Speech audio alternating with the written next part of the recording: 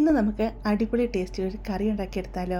ചക്കക്കുരു, ഉണക്കക്കൊഞ്ച്, പച്ചമാങ്ങ ഇവയിലൂടെ ഇട്ട് നല്ലൊരു കറി ഉണ്ടാക്കിയെടുക്കാം.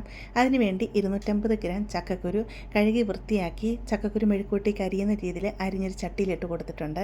6 പച്ചമുളക് നടുവോടെ കീറി ഞാൻ എടുത്തിട്ടുണ്ട്. എരിവിനനുസരിച്ച് പച്ചമുളക് ഇട്ട് കൊടുക്കുക കേട്ടോ. 1 ടീസ്പൂൺ കാശ്മീരി ചില്ലി പൗഡർ ഇതിലോട്ട് ഇട്ട് കൊടുക്കാം. ആവശ്യത്തിന് ഉപ്പൂടെ ഇട്ട് കൊടുത്ത് ചക്കക്കുരുവിൻ്റെ മുകളിൽ നിൽക്കത്തക്ക രീതിയിൽ വെള്ളം കൂടെ ഒഴിച്ച് കൊടുത്ത് ഇളക്കി ഇതിനെ അടച്ച് വെച്ച് ഒരു 1/4 ഭാഗം വരെ വേവിച്ചെടുക്കാം. ഇവിടെ ഞാൻ 1 കപ്പ് ഉണക്കക്കൊഞ്ച് എടുത്തുകൊണ്ട് വന്നിട്ടുണ്ട്. ഇതിനെ നല്ലതായിട്ട് കഴുകി വൃത്തിയാക്കി എടുക്കുക.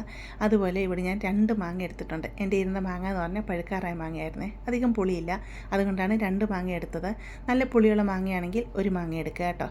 അതങ്ങ് മാറ്റി വെക്കുക. ഇവിടെ ഞാൻ ഒരു മിക്സറുടെ ജാറിലോട്ട് 1 കപ്പ് തേങ്ങ ഇട്ട് കൊടുത്തിട്ടുണ്ട്. 1.5 ടീസ്പൂൺ കാശ്മീരി ചില്ലി പൗഡറും 1/4 ടീസ്പൂൺ മഞ്ഞൾപ്പൊടിയും അതുപോലെ ഒരു 10 കൊച്ചുള്ളിയും കൂടെ ഇതിലോട്ട് ഇട്ട് കൊടുക്കുക. ആവശ്യത്തിന് വെള്ളം കൂടെ ഒഴിച്ച് കൊടുത്ത് നല്ലതായിട്ട് അരച്ച് ഇതിനെ അങ്ങ് മാറ്റി വെക്കാം. ചക്കക്കുരിയുടെ 1/4 ഭാഗം വരെ വെന്ത് വന്നിട്ടുണ്ട്.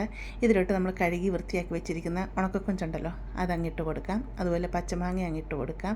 എന്നിട്ട് നല്ലതായിട്ടൊന്ന് ഇളക്കി നോക്കാം. വെള്ളം ഇതിൽ കുറവാണ്, അതുകൊണ്ട് കുറച്ച് വെള്ളം കൂടെ ഇതിലോട്ട് ഒഴിച്ചു കൊടുക്കുക. എന്നിട്ട് ഇളക്കി അടച്ച് വെച്ച് ഇതിനെ നല്ലതായിട്ട് വേവിച്ചെടുക്കണം. പച്ചമാങ്ങ നല്ല രീതിയിലൊന്ന് വെന്ത് വരണം, അതുപോലെ ചക്കക്കുരു നല്ല രീതിയിൽ വെന്ത് വരണം.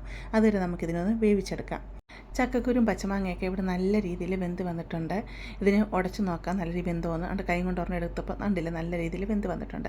കുറച്ച് ചക്കക്കുരു നമുക്കങ്ങ് ഉടച്ചിട്ട് കൊടുക്കണം കേട്ടോ. അന്നേരത്തേക്ക് നല്ല കുറുകി കിട്ടുകയും ചെയ്യും. നല്ലൊരു ടേസ്റ്റാണിത് ഉടച്ചിട്ട് കൊടുക്കുമ്പോഴത്തേക്ക്. നമ്മൾ അരച്ച് വെച്ചിരിക്കുന്ന അരപ്പുണ്ടല്ലോ, അരപ്പങ്ങ് ഇതിലോട്ടങ്ങ് ഇട്ട് കൊടുക്കാം. എന്നിട്ട് നല്ലതായിട്ട് ഇളക്കി കൊടുക്കുക. മിക്സി കഴുകിയെടുത്ത് 1 ഗ്ലാസ് വെള്ളം കൂടെ ഞാൻ ഇതിലോട്ട് ഒഴിച്ച് കൊടുക്കുന്നുണ്ട്. ഒത്തിരി ലൂസുള്ള കറിയല്ല, എന്നാൽ ഒത്തിരി ഇത് കുറുകി ഉള്ള കറിയല്ല കേട്ടോ. ഇളക്കി നോക്കുക. എന്നിട്ട് തവിലാണ്ട് കോരി നോക്കുമ്പോൾ ഈ ഒരു പരുവത്തിൽ വേണം കറി ഇരിക്കാനായിട്ട്.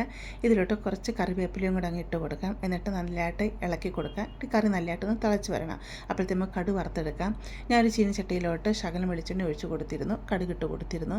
കടുക് പൊട്ടിയപ്പോൾ 2-3 വറ്റൽമുളക് ഇട്ട് കൊടുത്തു. എന്നിട്ട് കൊച്ചുള്ളിയും കറിവേപ്പിലയും ഇട്ട് ഫ്രൈ ചെയ്തെടുത്തതാണ്. അത് ഇതിലോട്ട് അങ്ങ് ഇട്ട് കൊടുക്കാം. എന്നിട്ട് നല്ലതായിട്ട് ഇളക്കി കൊടുക്കുക. ഈ സമയം ഞാൻ കറി ഓഫ് ചെയ്തിരുന്നു കേട്ടോ. എന്നിട്ടൊരു 10 മിനിറ്റ് ഇതിനെ അടച്ച് വെക്കുക. അപ്പോഴത്തേക്ക് കടുക് പൊട്ടിച്ചതിൻ്റെയൊക്കെ ഫ്ലേവർ നല്ലതായിട്ട് കറിയിൽ ഇറങ്ങി വരും. എന്നിട്ട് നമുക്കിതിനെ ഉപയോഗിക്കാവുന്നതാണ്.